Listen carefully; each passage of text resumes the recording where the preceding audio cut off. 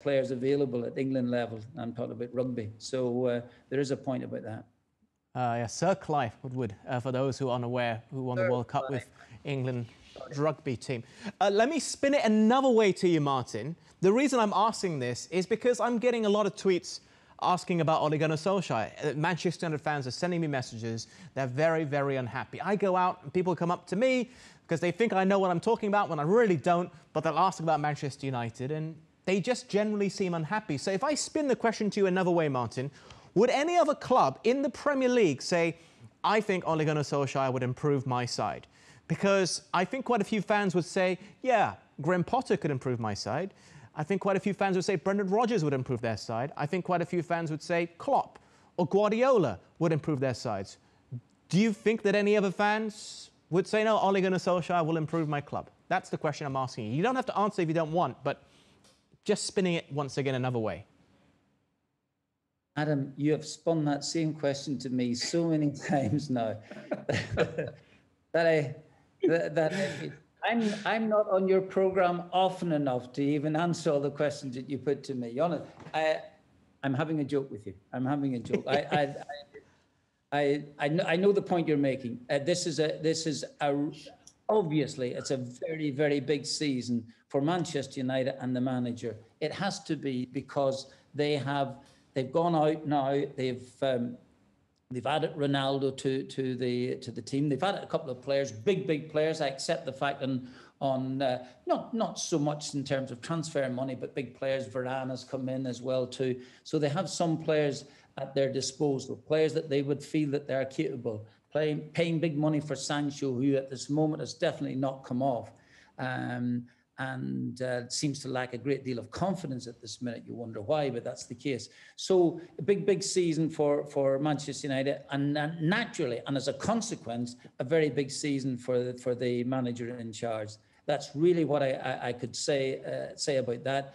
Of course, but everybody knows this. This is the whole point. Again, it's getting back to a couple of knockbacks that. When Brendan Rodgers before today's game talking about, oh listen, our Leicester on a downward spiral, far from it. Too early to make comments. All I'm saying to you is that Manchester United, a season ahead. It's a big season, and as I said to you, a natural consequence, a big season for the manager. Yeah, I'll be asking this again at the end of the season, Martin. Also dependent on Manchester United winning trophies, of course. But we're talking a lot about the manager of Manchester United. I think it's only fair that we get a few words from him as well. Ole, a disappointing game. How do you summarise what went wrong, particularly having gone ahead and also after Marcus Rashford's equaliser, conceding so soon after?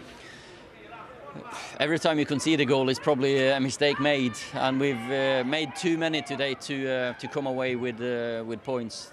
Disappointing goals to concede, and disappointing moments at times of it, because 10 seconds after you equalise and you think you're on the front foot again.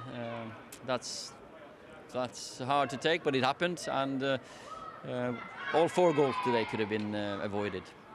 It was good to have Maguire back, but he looked a little shaky, both physically and perhaps mentally. Was it a game too soon, do you think? Yeah, I made a decision to play him. He's worked hard with rehabilitation guys and physios. He's been on the pitch with us, and he's a big player for us, important player for us. That's why I picked him, and he wanted to play and was ready.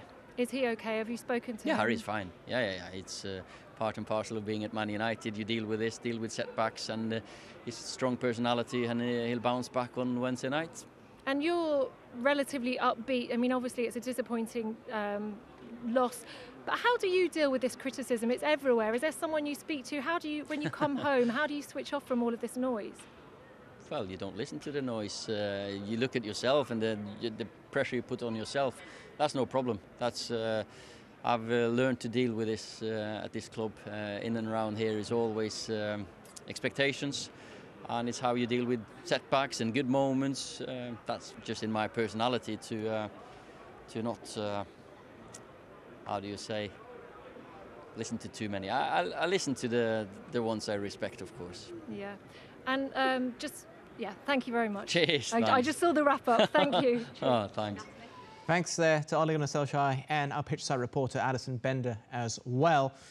Well, let's try to be positive here then, Martin. I don't want to be a negative Nelly all the time. The two positives for Manchester United would be the goals they scored. Mason Greenwood showing why he's such a special talent. And after this, we'll see the goal from Marcus Rashford on his return from his